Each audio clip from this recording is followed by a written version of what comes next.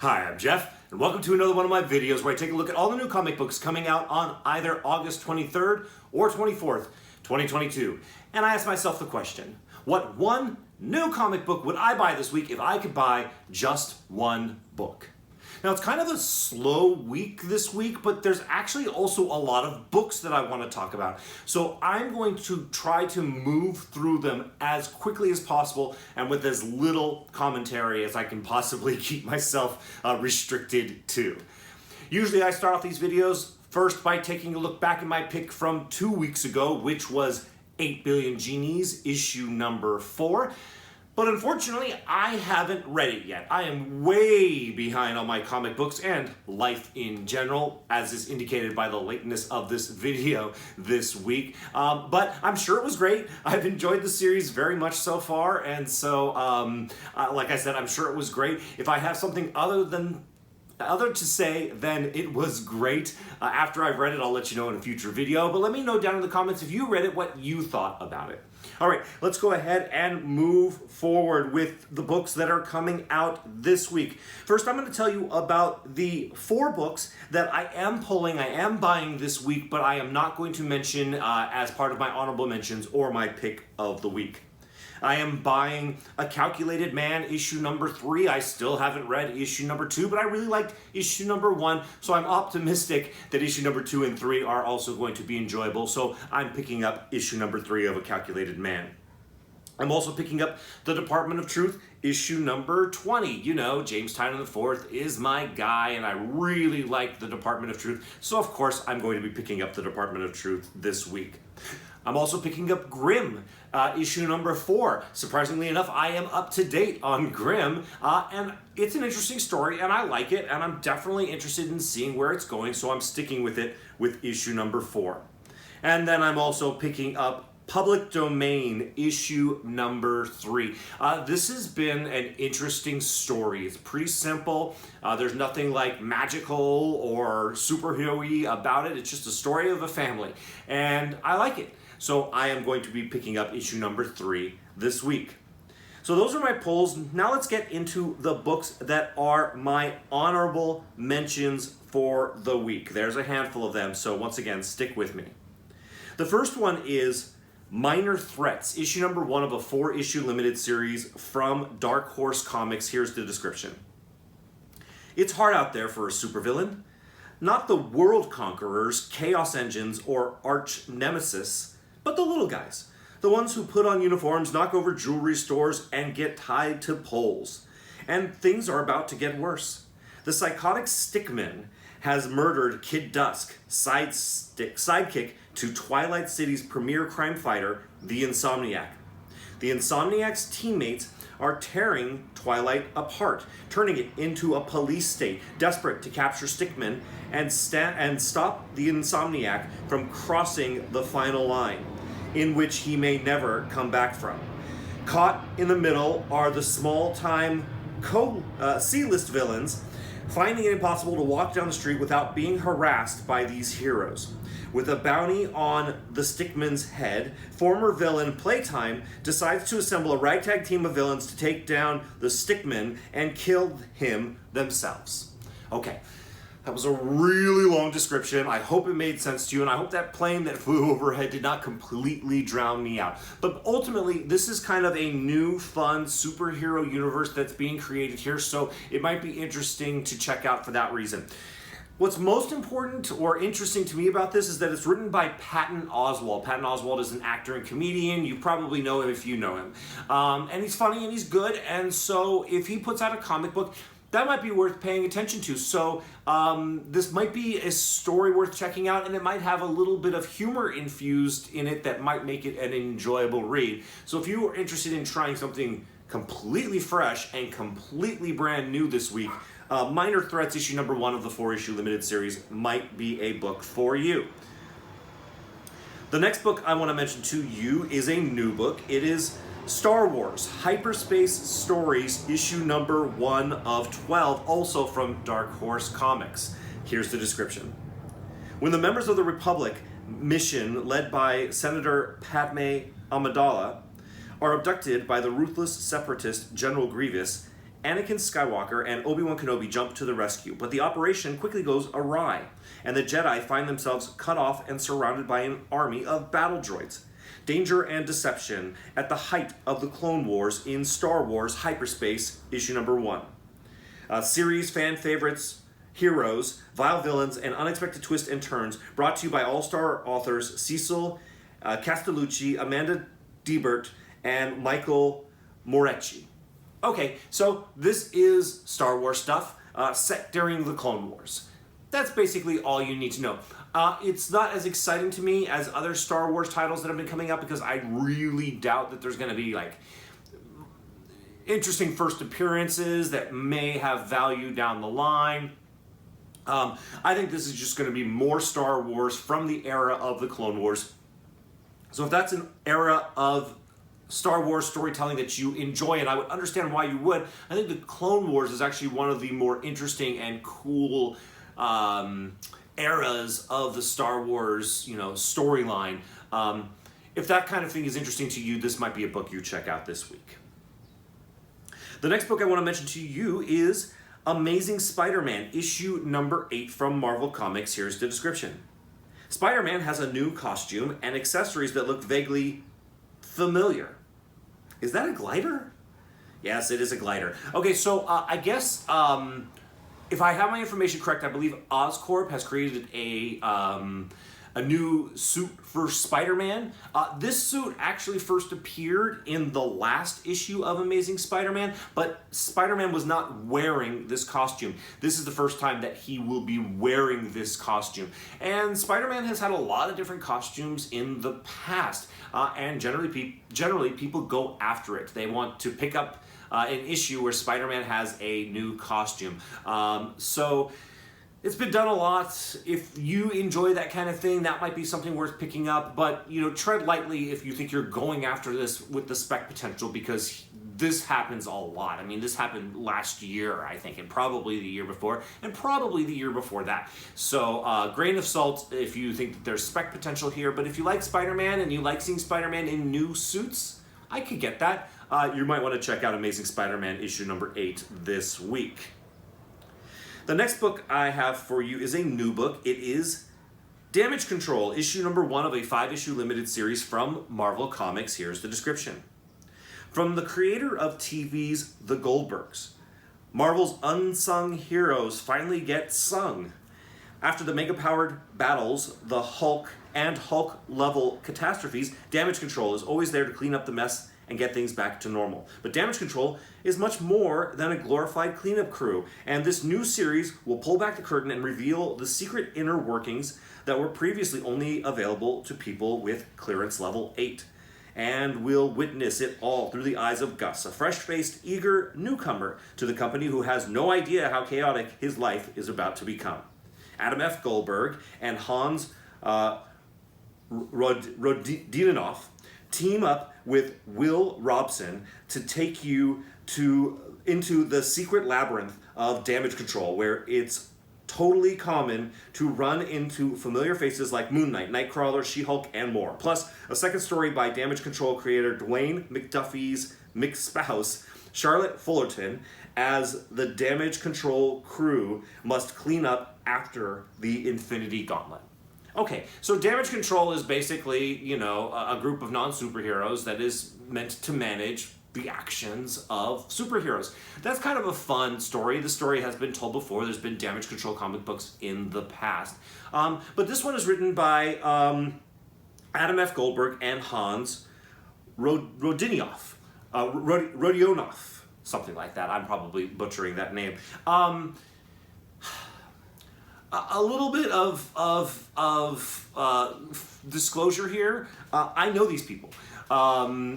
One better than the other, but I kind of know them, and so I'm supporting them, and I think that that's cool that they're making a comic book. Adam F. Goldberg is the writer of The Goldbergs. I like The Goldbergs a lot. It's a very entertaining television show. It takes place in the 80s. I grew up in the 80s, so there's a lot of nostalgia there for me, so I enjoy it for that reason. But I also think it's quite funny. And Adam F. Goldberg is a very dedicated writer of that television show.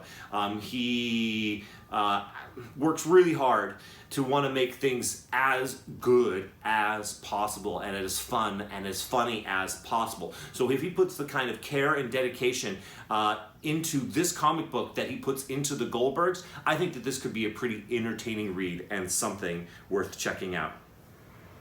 The next book I want to mention to you is Fantastic Four, issue number 46 from Marvel Comics. Here's the description. Family First is the title. Not a dream, not a hoax, this is real. Thanks to the knowledge of the Watchers, the lost daughter of Nathaniel Richards has been found. It's time to finally meet the mysterious sister of Reed Richards. But is it time to welcome her into the family? It's a day of amazing adventures, both in her world and in the world of the Fantastic Four. Guest starring Namor, King of Atlantis. So I haven't been following Fantastic Four. I have know little to nothing, well, literally probably nothing, about what's been going on in this comic book. But you tell me that it's time to finally meet the mysterious sister of Reed Richards, and that gets my attention. The Fantastic Four have been around. They're fantastic. They're going to be around for a long, long time. We're going to see them in the MCU. So a sister to Reed is noteworthy. So if you like to spec on first appearances, regardless of your interest in the characters or the title, this might be a first appearance that would be worth just kind of picking up and sticking in your collection and saying, I have the first appearance of Reed Richards' sister. Let me see if that ever comes to fruition at some point down the line. Now, if I'm totally missing something, because like I said, I know very little about the Fantastic Four storyline. If you're like, Jeff, this character already showed up in the issue before, this is not a first full appearance, you let me know down in the comments if I'm totally off base on this one. But by the fact that it says it's time to finally meet the mysterious sister of Reed Richards, I have to think that if there has been appearances, it's been cameos, and this would be a first full. So we'll all find out this week. The next book I want to mention to you is Gun Honey, Blood for Blood, issue number 1 from Titan Comics. Here's the description. 2021's best-selling non-premiere comic is back for a blockbuster new series. With weapons expert Joanna Tan, the legendary Gun Honey, off the grid, recuperating from her last job, a vengeful rival takes her place and frames Joanna for murder. On the run from Malaysia to Milan, from Montana to Monaco, can Joanna catch up to her ruthless enemy, or will she catch a bullet first? All right. Well, do you like guns and scantily clad women? Okay, good for you. This book's for you then. Check this one out. I mean, look at these covers. Gun Honey, I guess, was a bit of a hit. I'm sure partially motivated by these covers and people being drawn to them for whatever reason. So enjoy them. And if you do enjoy them a lot, maybe you might consider picking up this book this week. All right, my next honorable mention is Detective Comics, issue number 27, facsimile edition from DC. I'm not going to read the description for you. This is a facsimile version of the first appearance of Batman ever. Have you read Detective Comics issue number 27? Doubtful. I know I haven't. Why? Because it's a comic book that if it was like practically dust would be worth thousands and thousands and thousands of dollars. So none of us have really ever held that book in our hands. Well, this is the next best thing. This is a facsimile version of this book. So you can have the experience of actually reading an original copy of this, but without the fear of destroying thousands and thousands and potentially millions of dollars worth of comic book. It's also because it's such a high-end book. Facsimiles for these type of high-end books sometimes have value. They sometimes increase in value on the secondary market over time. So not only is it a good book to pick up because it's a great opportunity to read the first appearance of one of the, if not the, biggest character in all of comic books, there may be some value there down the line. So I would recommend picking it up. It is $7, but I think it's, as a comic book fan, $7 worth spending. And my last honorable mention is a new book. It is End After End, issue number 1 from Vault Comics. Here's the description. Life is nothing if not a series of endings. School, jobs, friendships, love. Walter Willem's death was fast and unexpected. His was an unremarkable life. So how is it that his story continues as cannon fodder in an endless war waged against an insatiable darkness hell-bent on consuming all of existence? I don't know, but that's interesting. Not even death is the end of this person's story. I like this description. I think it sounds like it could be an entertaining story. It sounds like it could be a fun and exciting and compelling. These are all my buzzwords that I like to use about books in these videos. It just sounds pretty cool. And so if you're looking for something to really take a swing on this week, based off of this short description, this one sounds like it could be a hit. It sounds like something that could be a really entertaining read. So if you really want to try something this week, I might suggest checking out End After End. All right, so those are all my honorable mentions. That brings us to the last book that I am going to be talking about in today's video, and that book is, of course, my Just One Book pick for this week. My Just One Book pick this week is, in case this t-shirt wasn't enough of a hint for you, Wind, Throne in the Sky, issue number 1 of a 5-issue limited series from Boom Studios. Here's the description. The Wind saga continues in this epic new volume from Eisner Award winner James Tynion IV and artist Michael Dialynas, the GLAAD award-winning creative team behind The Woods. The land of Ezreal has grown darker and more dangerous as tensions between the human and fairy realms threaten to erupt into all-out war. Could Wind be the only hope for peace? And what will his destiny be if he truly is one of the legendary Winged Ones? Prepare to embark on an extraordinary fantasy adventure and discover a world of mysterious legends, ancient prophecies, and the brave heroes at the center of it all. All right, so Wind is a book that I enjoy a lot. It's by my guy, James Tynion IV. You all know how much I love James Tynion IV. Wind is probably the least popular James Tynion IV book out there.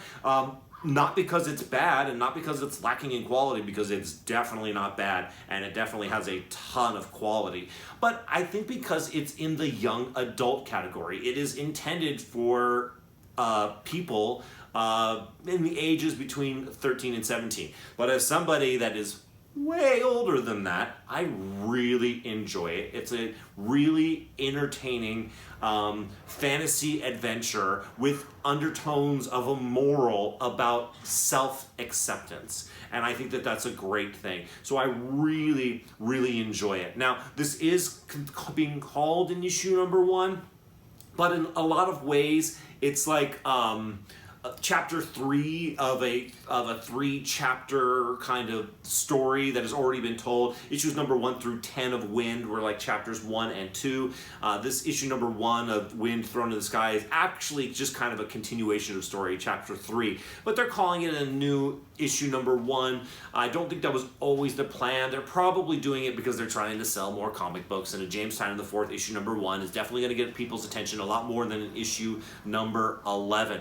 And I'm hoping that it will be presented in a way, since it is in issue number 1, that if you jump in with this book, you're not going to be like, wait, what? Who are these people? And why should I care? I hope that it's pretty clear, has a pretty clear beginning from a storytelling perspective, so that people who might not have read issue number 1 through 10 can jump on and still enjoy it. So if you're a fan of James Tynion IV like me, but you haven't been picking up Wind, maybe you consider picking this up. I will once again acknowledge, out of all of his titles, this is the one I have the hardest time recommending generally, because I can see how it's not for everybody. It might not necessarily check everybody's boxes of interest, but I really, really enjoy it. I think it's a fantastic story written by James Tynion IV, beautifully drawn by Michael Dialynas. and it's a fun and exciting fantasy adventure with a lot of heart and a lot of there's some dark moments in there, you know, dark for 13 to 17 year olds, but like oh wow, he went ahead and did that there. That's, you know, when characters you don't expect to go poof kind of thing. So it's a really great story, worth checking out. I'm really excited about it, and as always, my picks are based off of books that I am most excited about, and because I'm most excited about Wind, Throne in the Sky, issue number 1, I have made it my just one book pick of the week. All right, like I said at the beginning, this is kind of a slow week, but I mentioned a lot of books, so it absolutely doesn't feel like a slow week. I hope there's some information in there about a book that maybe wasn't on your radar that you are now interested in checking out. I hope this information was valuable to all of you. Let me know if anything from this list piqued your interest down in the comments. If you liked my video and you liked the list that I presented to you and you learned something or something was helpful in some way, let me know that by hitting the like button. And if you haven't already subscribed, I invite you to do that. All right, thank you all so much for watching this video. I'll see you in the next one.